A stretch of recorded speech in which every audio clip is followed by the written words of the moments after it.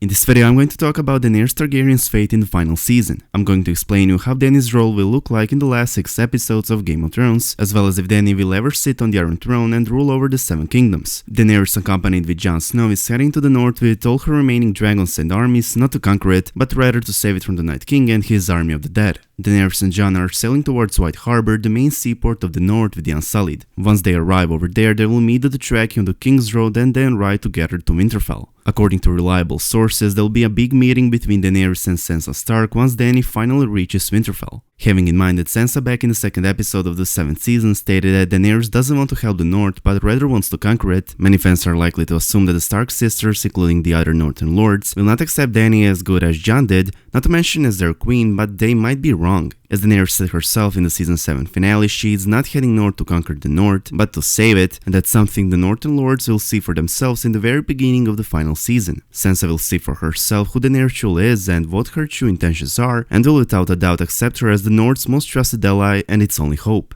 Sansa, however, might state to both Jon and Daenerys that risking their lives and losing one of the 3 dragons in order to prove to Queen Cersei that the army of the dead is real was stupid and pointless move, as beside losing one dragon, Cersei will never help her own enemies in the war, no matter if it's against the Night King. This is something Sansa knows because out of all of them, she's the one who spent the most time with Cersei, and she's the only one who fully understands that Cersei would never provide the living side with troops that she is likely to lose in the Great War, and therefore weaken her position on the Iron Throne as the Queen of the 7 Kingdoms. Sansa will also warn Daenerys that Cersei will likely take the advantage of the war between the living and the dead, which Cersei confirmed herself in the season 7 finale. Basically, while all of them are defending the North, one of the 7 kingdoms, Cersei will retrieve all other kingdoms that were taken from her. Even though Daenerys and Tyrion will disagree with Sansa's opinion, Jaime will confirm these statements once he reaches Winterfell. Daenerys and Jon are unaware of the fact that the Night King and his army have breached the wall and are marching south. However, it will be the first thing they will learn upon arriving at Winterfell, as Bran already informed everyone, since he himself through his flock of ravens witnessed the moment when the Night King destroyed a large portion of the wall, allowing his army to march south. Shortly after this, Jon and Daenerys will organize an urgent meeting with majority of the Northern Lords at the Great Hall in order to discuss their strategy and defenses. One of the most important events of the season regarding the Queen of Dragons will surely be her pregnancy and her eventual marriage with Jon Snow, while finding out the truth about Jon's true parentage is also important to highlight as one of the season's biggest events. Since Jon and Dany are headed to Winterfell, it's likely that Bran and Sam will reveal the truth about Jon's true heritage early on in the season. Clearly, this revelation of Daenerys being Jon's aunt will come as a huge shock to both of them and will most certainly change their relationship. Therefore, many of you are probably wondering, why would they marry each other upon finding out they are related?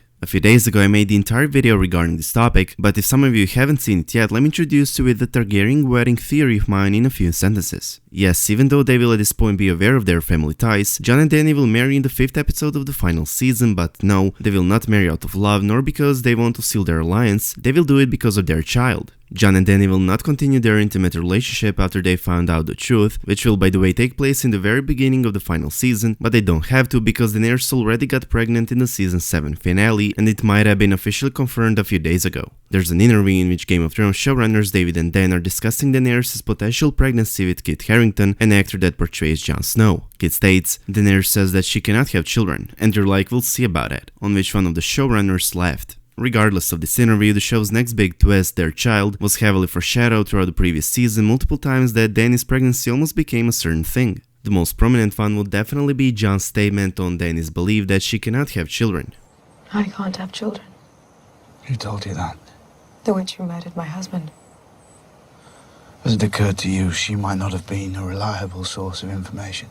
Long story short, even though both of them will without a doubt refuse to even think about the marriage, whether it's political or out of love, in the beginning of the season upon learning that they are nephew and aunt, they'll have even stronger reason to do so later in the season, and that reason is going to be Daenerys' pregnancy. Jon has been a bastard son his entire life, and he most certainly will not allow his child to be born out of wedlock and live a life he's been living, nor would Daenerys want that life for her child. Now let's see how Dany's role in Game of Thrones might end. The most popular theory would definitely be Dany's sacrifice and death in order to end the Long Night. Both Jon and Dany are tied to the Azor Ahai prophecy, which includes a historic legend of a hero sacrificing his love in order to save the world from the Long Night. Melisandre already told Daenerys that she has a role to play in the prophecy, as does Jon Snow. Daenerys' role in the Long Night in this theory would be her eventual sacrifice and death. It seems that just like Azor Ahai, who had to draw his sword into his wife's living heart in order to create Lightbringer, Jon will have to do the same.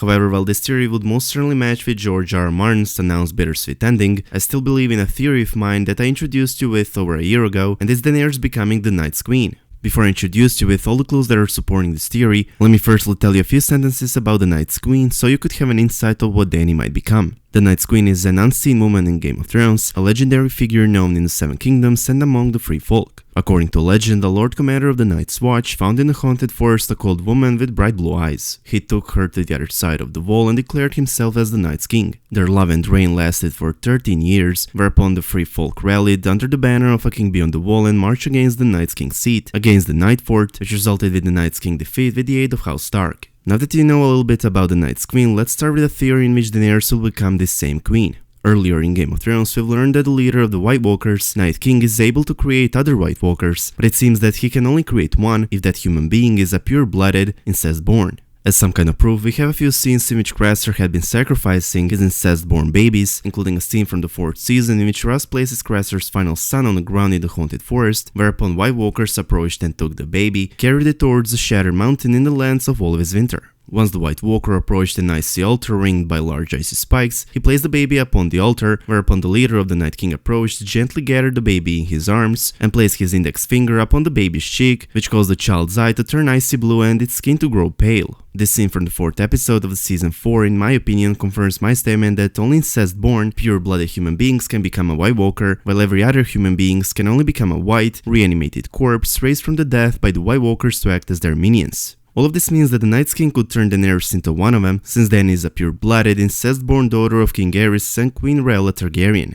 The only way for the living side to end the long night is to either defeat them, which would be insanely hard, a way that the living side is definitely going to experience, or to make a pact. In my opinion, the only way the living side will have to end the long night, after numerous battles and enormous losses at that point, will be a pact, an agreement with the leader of the undead army, and that same pact, by this theory, would be a pact of ice and fire, an agreement that includes Daenerys. I was wondering, why is the Night King even coming south? Why was he preparing the army, same army with which he is marching south at the moment of Dany's arrival? As I said in one of my first videos, I was wondering about that fact since the 6th season ended, and came to a conclusion that Daenerys' arrival at Westeros is the reason of the Night King's preparations, the reason of his march south, and is the reason of every single death that the Seven Kingdoms is going to confront with. This theory in which the Night King is coming south for the Night's Queen might have been hinted earlier in Game of Thrones series. I'm talking about Dany's illusions that she had in the House of the Undying, those same illusions that might have foreshadowed this theory. In a series of illusions of some kind of visions that she was greeted with, the first room Daenerys entered after chasing the cry of her dragons into the House of the Undying was the Great Hall of the Red Keep, which was covered by snow including the Iron Throne, whereupon she got so close to the throne but decided to leave it untouched.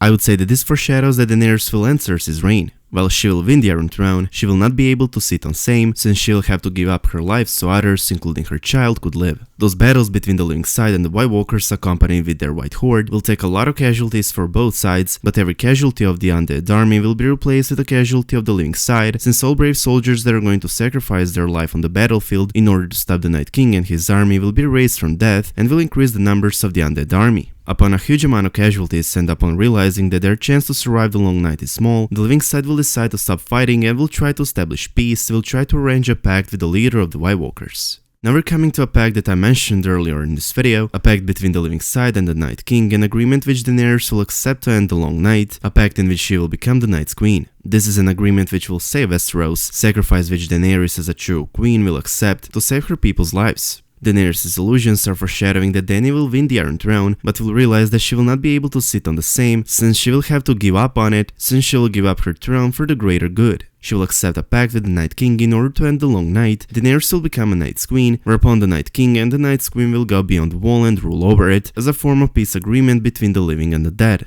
Beside Daenerys' visions, as I've already said earlier in this video, Dany's arrival at Westeros and the Night King's preparations and his march to the south fits perfectly in timeline, and I don't think it's coincidence that all of those years the Night King was preparing and gathering huge army with which he started marching south at the same time of Dany's arrival at Westeros. Not only that this theory would be of the greatest surprises that showrunners could pull out, but it would also fit perfectly with the bittersweet ending that George R. R. Martin announced. I cannot tell this theory will surely come true, but in my opinion, if the Night King is really marching south because of Daenerys, nothing will be able to stop him and his huge army, nothing but an agreement, which Dany would most certainly accept in order to end the long night and save Westeros from a certain death. If you would like to know all details about this The Night's Queen theory of mine, feel free to check out a video by the name The Night King is Coming for Daenerys. There you have it, guys, Dany's fate in the final season with two possible endings. Daenerys will either die in the hands of the prince that was promised, Jon Snow, who will have to kill his wife in order to create Lightbringer, or will die in the hands of the Night King as Daenerys and open her eyes as the Night's Queen. Whatever the case, Daenerys will have to sacrifice her life for the greater good, just as every true queen would do for the good of her people.